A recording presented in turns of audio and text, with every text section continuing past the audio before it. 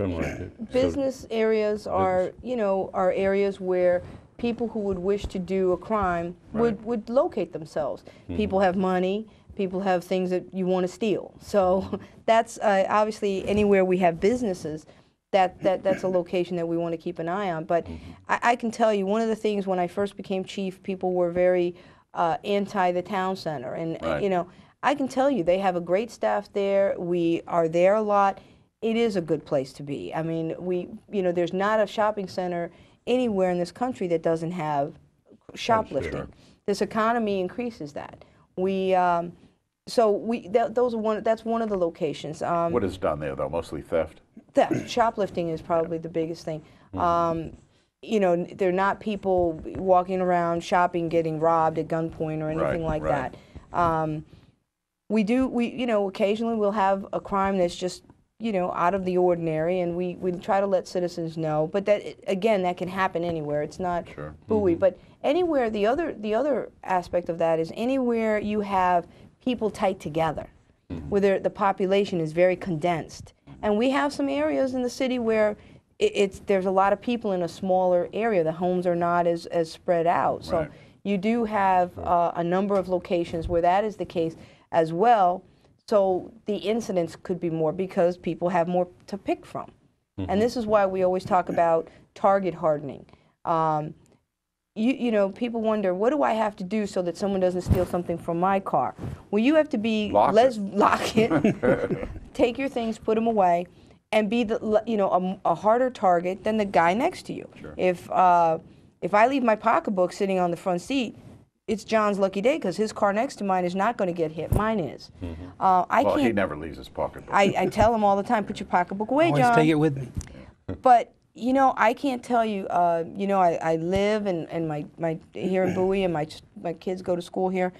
We're out and about all the time, and my husband gets so frustrated because we'll go out to dinner, and as I'm walking from our car to the restaurant, I'm looking in people's cars, and people always say, "Wow, what's wrong with her?" But inevitably, I will find someone's iPod. You know, someone's pocketbook. I waited at CVS recently for about 20 minutes, and my kids were like, "Mom, we're hungry. We want to go." But I had to find this woman and say, "What are you doing? Don't do that." So that's what happens when you have a lot, whether it's in a business area or tightly knit housing. You have to be harder than the guy next to you. Your target. I can tell you that during the Christmas season, we had not one commercial robbery in the whole city. Are you serious? Not one. Not one. I mean, if you went and you shopped at Bowie Town Center or any other, or the Free State Mall or anywhere around, you saw a Bowie Cruiser. And we were there, and we were very visible. And it definitely paid off. And since that's amazing. That really surprises me. It was a wonderful way for people to enjoy the merchants and businesses here in Bowie. And we're very proud of it. Especially at the town center. I went into Macy's, and they were giving the stuff away, the sales items. But that's fantastic. Not one? Not one. Holy mackerel. And I tell you, for the years that I've been here, that has not been the case. There were years that we really got hit pretty hard. And we weren't, you know, we didn't have as many officers, and we weren't able to look at what we have and allocate the manpower where it needed to be. And I really have to, you know, tip my hat to the officers out there. They were very proactive and vigilant, and they were making arrests for people who were coming in with warrants or their cars weren't registered and things like that. And that proactiveness really paid off for us. I mean, they chose another place. I'm sure they robbed somebody else, but it wasn't here. Isn't there some validity to the fact that an awful lot of these characters who come into town and create and perform these crimes, create these crimes or whatever, are from outside of Bowie? No. Am I wrong? Really? You're wrong. Yeah. Especially, it depends on the crime. Especially breaking and enterings, it's usually one of your neighbor's kids. Well, I heard that an awful lot of the thefts from shopping centers, for instance, these people were coming down that new 450 and coming in from other roads, getting their stuff and then leaving town. Some of the shoplifting maybe, but a lot of the residential breaking and entering, things like that, are people who are in the area. Living in the neighborhood. Yeah, we're having that's definitely. I mean, we just had one yesterday in my neighborhood, and the kid lives here in Bowie. doesn't live in my neighborhood, lives Yeah, in right. another section of Bowie, but That's too bad. was is a Bowie resident. And you look at our unusual occurrence reports that are on the website, and you'll see we don't put the kid's name or their address, Right.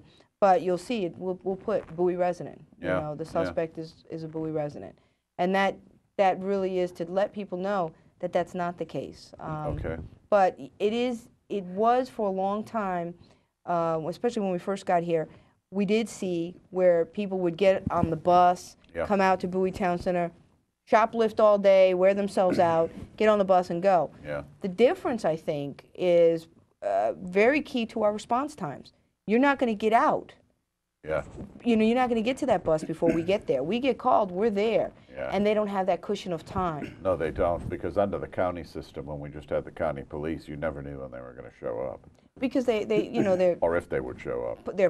we're answering calls elsewhere, exactly. and to get here in a timely manner within a few minutes to be able to catch you. Before your arrival, before you guys came here, let me tell you, there were times when this city of more than 50,000 people, there was a single county police car within its geographical boundaries. Now that kind of scared me. That's why I supported the police Well, department. I think another aspect was we kind of changed the culture of what was going to happen to you. Yeah. A lot of the guys, we had a case in point, someone shoplifting at the town center, little mini foot chase, catch everybody, put the cuffs on, you're going to, you know, Upper Marlboro, you're going to jail. Yeah. And he actually asked, hey, where's my citation? So he's done it before, he's been caught before. He's expecting this little, you know, criminal citation, he gets back on the bus, he's on his way. And no, you did it, you're going to Upper Marlboro, you're going to jail. Good. And it's that change in attitude, like, okay, well, if I go over to anywhere else and I get caught, I'm probably going to get a citation. If I go to Bowie, I stand a real good chance of actually physically going to jail. Excellent. So it changes the mindset of everybody. This has worked, obviously. Yes. You're right, John, and we had problems, and it seemed like everyone says there was no response from the county. But we had problems that people in our neighborhood, our community, did not want to admit we were having. That's true. That was a very critical time Yeah. before the whole idea of a police department was a concern back then, and they conceded by having some contract officers additional. But in a week's time, there was a real estate woman that was robbed, everything. Didn't report it because he told her, I've got your address, I'll come back and kill you.